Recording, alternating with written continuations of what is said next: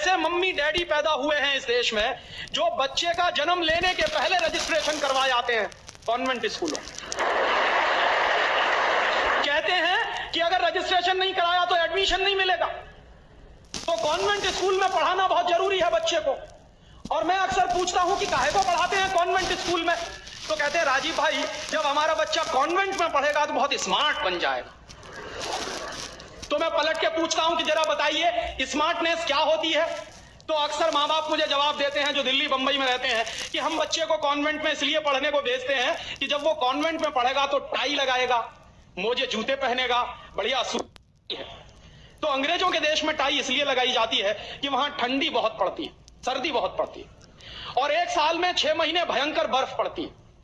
कभी कभी तो यह हालत होती है कि 6-7 महीने सूर्य भगवान के दर्शन नहीं होते।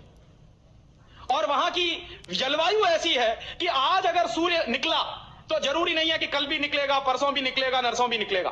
भारत में ऐसा नहीं है, आज अगर निकला है तो कल भी निकलेगा, परसों भी निकलेगा, 3 महीने बाद भी निकलेगा, 1 साल बाद भी निकलेगा, ऐसे ही निकलेगा। इंग्लैंड के लोग ये गारंटी से नहीं कह सकते। तो वहां ठंडी बहुत पड़ती है, सर्दी बहुत पड़ती है। और जिन देशों में सर्दी बहुत पड़ती है, ठंडी बहुत पड़ती है, वहां के लोगों को अक्सर जुकाम बहुत होता, नाक चलती है। तो जब नाक चलती है तो उस नाक को पोंछने के लिए बार बार जेब से रूमाल निकालना पड़ता। तो उन्होंने क्या किया कि एक रूमाल गले में लटका लो जो नाक पोंछने के काम आएगा। और टाई का माने क्या होता है, अंग्रेजी का शब्द है TIE। टाई का माने होता है गले के चारों तरफ लटकाया गया कोई कपड़ा। किस काम आता है वहां पर, नाक पोंछने के। क्यों करते हैं? क्योंकि ठंडी बहुत पड़ती है, सर्दी बहुत पड़ती है। हमारे देश में तो 1 साल में 9 महीने गर्मी पड़ती है और यहां गुजरात में तो 12 महीने गर्मी पड़ती है। मैं तो यूपी का रहने वाला हूं, वहां थोड़ी बहुत ठंडी जरूर पड़ती है, यहां तो बिल्कुल नहीं पड़ती। तो वहां तो इसलिए टाई लगाते हैं कि उनको जरूरत है उसकी। हम हमारे बच्चों को क्यों लटका रहे हैं अपने गले में टाई?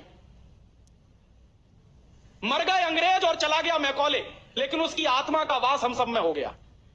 जिसको देखो वो कॉन्वेंट स्कूल में घुसा रहा है अपने बच्चों को, जिसको देखो वो अंग्रेजियत की तरफ ले जा रहे हैं।